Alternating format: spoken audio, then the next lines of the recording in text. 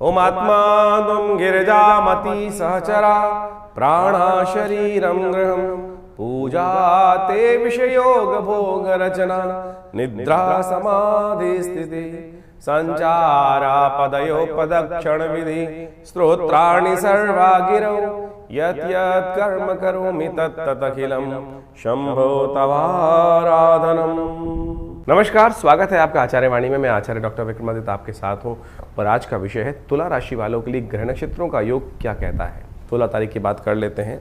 सोमवार का अवसर, पंचमी तिथि विद्यमान है और इस दिन ग्रह नक्षत्रों के दृष्टिकोण से योग बन रहे हैं वो भी समझ ली। सबसे पहले तो पंचक आरंभ हो जाएगा इस दिन से दोपहर के करीब करीब। तो इन 5 दिनों में खासतौर पर ध्यान रखना है कि कोई कंस्ट्रक्शन वाला कार्य जैसे छत पड़ रही होती है वो नहीं करना। एकत्रीकरण का, तृण एकत्रीकरण का कार्य ये ना करने का प्रयास करें।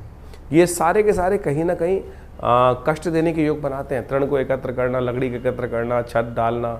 कई लोग पंचक को बहुत व्यापक रूप से लेते हैं, हर चीज़ में पंचक डाल का प्रभाव समझ लेते हैं। मकान आरंभ करने से पहले भी कई लोग सोच लेते हैं पंचक, अरे ना, छत डालने के लिए कार्य को निषेध किया गया है। केवल इस बात का ध्यान रखना चाहिए।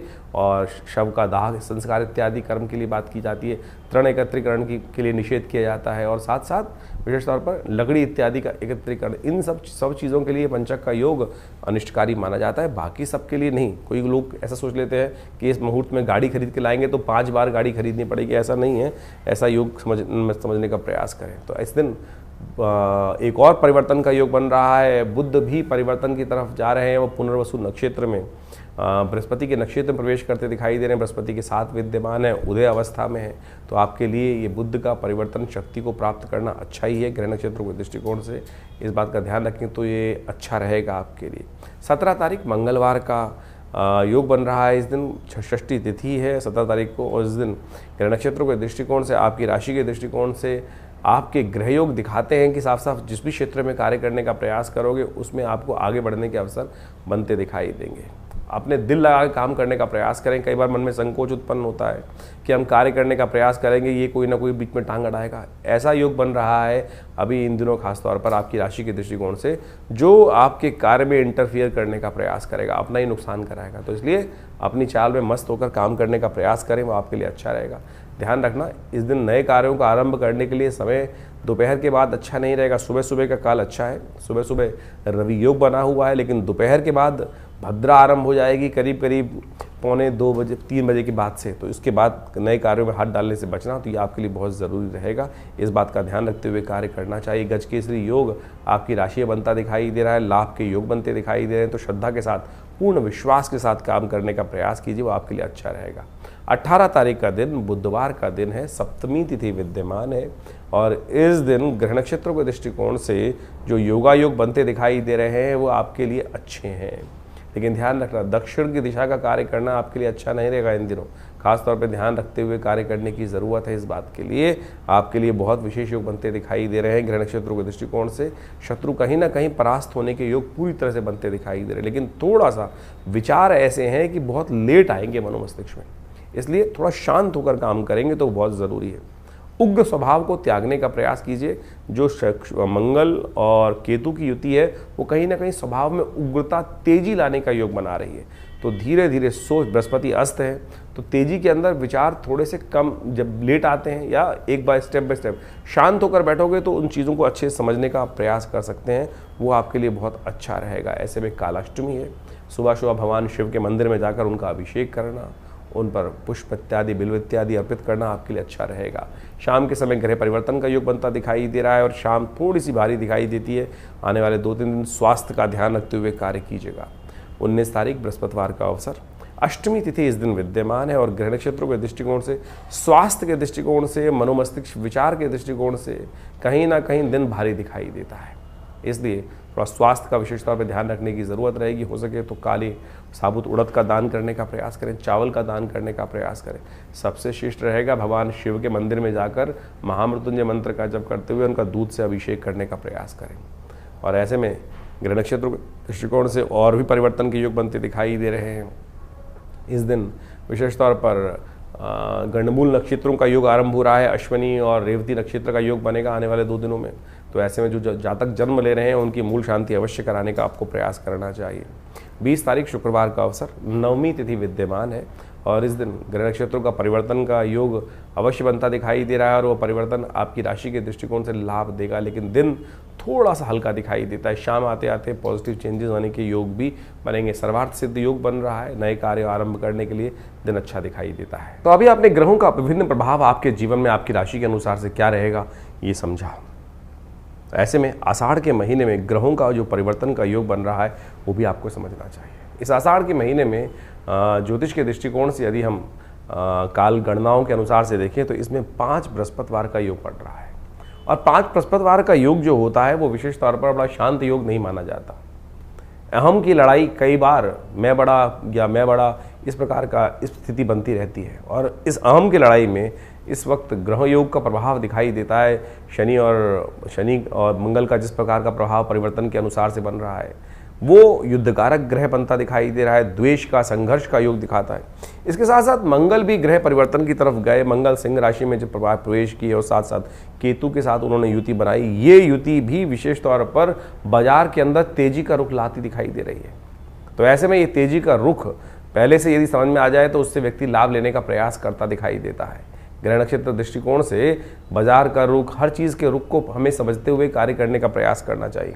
वहीं स्थिति एक और भी परिवर्तन के बन रही है, बृहस्पति अस्त हो गए हैं और साथ साथ सूर्य का परिवर्तन जब होने का योग बन रहा है वो रविवार को बनता दिखाई दे रहा है और उसके कारण से परिवार में और कई प्रकार से समाज के अंदर उथल पुथल होने के योग दिखाई देते हैं। आकाशीय क्षेत्र में विशेष तौर पर विस्फोट के योग बनते दिखाई दे रहे हैं ग्रह नक्षत्रों के दृष्टिकोण से। ये सारा का सारा प्रभाव विशेष तौर पर जो समझें, आषाढ़ का महीना वैसे ही इस प्रकार का होता है कि आकाश में जब बादल छाए रहते हैं और जब चंद्रमा दिखाई देता है तो कभी चंद्रमा ओझिल हो जाता है और कभी चंद्रमा सामने आ जाता है। यानी एक और समझे भी वैसे भी समाज के अंदर अभी देखें हम तो दिन के अंदर जो प्रभाव चलता है, कभी बादल आगे, कभी छाँव, कभी धूप का खेल चलता रहता है। तो ऐसे में ग्रहों का परिवर्तन का योग भी उसी तरफ दिखाता है। तो ऐसे में अपने ग्रहों को सही से समझते हुए कार्य करना हमारे लिए बहुत ज़रूरी है। जो देशकाल परिस्थिति में ग्रहों को समझकर कार्य करने का प्रयास करते हैं उनके जीवन में महत्वपूर्ण परिवर्तन आने के योग बन जाते हैं। देखिए, भगवान की आराधना ही हर ग्रह का निवारण है। बहुत सारे लोग इस बात को समझने का प्रयास करते हैं कि उपाय जो हम दिन पर दिन बताते हैं, कई लोगों ने लिख के भेजा कि भाई नित्यपति पूजा नहीं करनी चाहिए। अरे नित्यपति तो पूजा करना सबसे श्रेष्ठ कार्य है, वो तो आपका इष्ट मंत्र जो है उसका तो जब अवश्य करने का प्रयास करें। लेकिन कई विशेष मुहूर्त बनते हैं पौराणिक कालों में, पुरानी गणनाओं के अनुसार से, पुरानी कथाओं के अनुसार से कुछ दिनों का, कुछ विशेष योगों का विशेष महत्व बताया जाता है और उस विशेष महत्व में कुछ स्पेसिफिक जो मंत्र है, जो उपाय हैं, यदि उनको कर लिया जाए तो वो कई गुना अधिक प्रभाव दिखाई देते हैं। इसलिए मन की भ्रांति को हटाने का प्रयास करें। कारण और निवारण दो एक ऐसी चीज़ें हैं जिनको जानकर, जिनको समझकर हम अनेक प्रकार के जीवन के कष्टों को दूर कर सकते हैं। निवारण तो परमात्मा का नाम ही है। अब उसके लिए विभिन्न माध्यम हैं, विभिन्न प्रकार हैं। जिस प्रकार भी आपका मन जहाँ पे ठहर जाए, ये मन बड़ा विचित्र चीज़ उत्पन्न करता है। मन कभी ठहरता नहीं है। मन एक क्षण में कहीं और पहुंच जाता है, एक क्षण में कहीं और पहुंच जाता है। कई बार तो मन की आशंका इस प्रकार से होती है कि परमात्मा पर भी हम शंकाएं उत्पन्न कर देते हैं कि परमात्मा कार्य करेगा कि नहीं करेगा, सुनेगा कि नहीं सुनेगा। और यही शंका जो है वो हमारे कर्म का जो फल है वो हमें को प्राप्त होने से रोक देती है। तो इस बात का हमें ध्यान रखना चाहिए। परमात्मा पे पूर्ण विश्वास, जो कर्म कर रहे हैं उस पर पूर्ण विश्वास, दृढ़ विश्वास। यदि मन में दृढ़ विश्वास होगा, श्रद्धा होगी, तो आप समझें एक छोटा सा कार्य भी, हरिनाम भी आपके जीवन में समस्त कष्टों को दूर करने का योग बना देगा।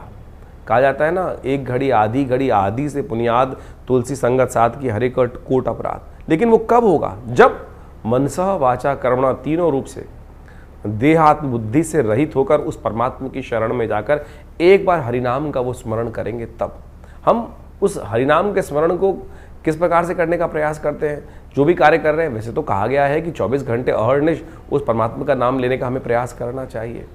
लेकिन कई बार तो क्या होता है, स्थिति ऐसी होती है कि बहुत सारे अलग अलग भाव मन में चल रहे होते हैं। लेकिन यदि ये स्थिति बन जाए कि हम 24 घंटे परमात्मा का नाम लें, तो हो सकता है कोई एक क्षण तो ऐसा आएगा कि जब पूर्ण निष्ठा के साथ उस श्री हरि के चरणों में हमारा मन लगा होगा। और जब वो क्षण आ गया तो समझें कि जितनी मेहनत 1.25 लाख, 2 लाख, 5 लाख मंत्र जप करने का प्रभाव 1 सेकंड में आपको प्राप्त हो जाएगा। तो इसलिए भारतीय संस्कृति में ज्योतिष विज्ञान में कारण और निवारण दोनों को मार्ग को प्रशस्त किया गया है। कारण जाना जाता है ग्रहों की गणना के अनुसार से, अनुभव के माध्यम से, और उपाय किए जाते हैं जिस प्रकार से भारतीय संस्कृति में ज्योतिष के अनुसार से बताया गया है। सबसे श्रेष्ठ उपाय जो बताए गए मंत्र जप, यज्ञ, दान, यही सबसे श्रेष्ठ उपाय है। आप इसको अवश्य करने का प्रयास करना चाहिए। और आज हम विशेष तौर पर बहुत सारे अलग अलग प्रकार के उपायों को हम समझाने का जो प्रयास करते हैं, सत्य रूप में काम करता है। अभी एक व्यक्ति हमारे पास आया, बहुत परेशान था कुछ वर्ष से, और उसके कष्ट दूर हो नहीं रहे थे। तो हमने विशेष तौर पर एक अनुष्ठान, जिसको हम बहुत मुश्किल से, लोग लगातार लगे रहते हैं कि कोई भगवती बगलामुखी का अनुष्ठान कर दीजिए, ऐसा कर दीजिए, बहुत जब आवश्यकता होती है तब करने की ज़रूरत बनती है, और जब किया जाता है तो वो कई प्रकार के कष्टों को दूर करने के योग बनाता है। तो आप समझे, ये मंत्र जप इत्यादि, मुहूर्त इत्यादि बिल्कुल विशेष हैं। तो अपने देश काल परिस्थिति को समझते हुए, ग्रहों को समझते हुए सही रूप से करने का प्रयास करें, तब जाके जीवन में उन मंत्रों का प्रभाव आपको स्वयं देखने को मिलेगा। तो ये छोटे छोटे उपाय जो हमने आपके समक्ष रखे, आशा करते हैं इनको आप अपने जीवन में उतारेंगे। और शंकाओं का निवारण करने के लिए आप हमारे इस चैनल पर जाकर अपने प्रश्नों को भेज सकते हैं। हम प्रयास करेंगे उन सब प्रश्नों को व्हाट्सएप के माध्यम से जो आते हैं फ़ोन, उनको अवश्य जवाब देने का प्रयास करें। इसके अलावा पहला रविवार जो हमने विवेकानंद योगाश्रम में रखा हुआ है, वो इसीलिए रखा हुआ है यज्ञ के बाद। वैसे तो हर रविवार को बड़ा प्रोग्राम होता ही है, उसमें यज्ञ में आप ध्यान साधना इत्यादि में माँ भगवती का दर्शन करने के लिए आप आ सकते हैं। लेकिन पहले रविवार में एक प्रश्नोत्तरी का कार्यक्रम भी रखते हैं, समागम भी रखते हैं। आप वहाँ आकर अपने प्रश्नों का निवारण रविवार को सुबह 8 बजे से लेकर 10 बजे के बीच में भी आप कर सकते हैं। और हमसे मिलने के लिए कोई बहुत बड़ी जद्दोजहद नहीं करनी, आराम से आइए। विवेकानंद योगाश्रम दिल्ली में आपके तमाम प्रश्नों का जवाब भी देंगे, और बहुत सारे और भी जो मन में शंकाएं चल रही हैं अध्यात्म के प्रति, उनके सबके लिए भी बहुत सारे कार्यक्रम समय समय पर चलते रहते हैं, उनसे हम आपको अवगत कराते रहते हैं। आशा करते हैं आप विवेकानंद योगाश्रम में आकर, बहुत सारे और भी कार्य चल रहे हैं।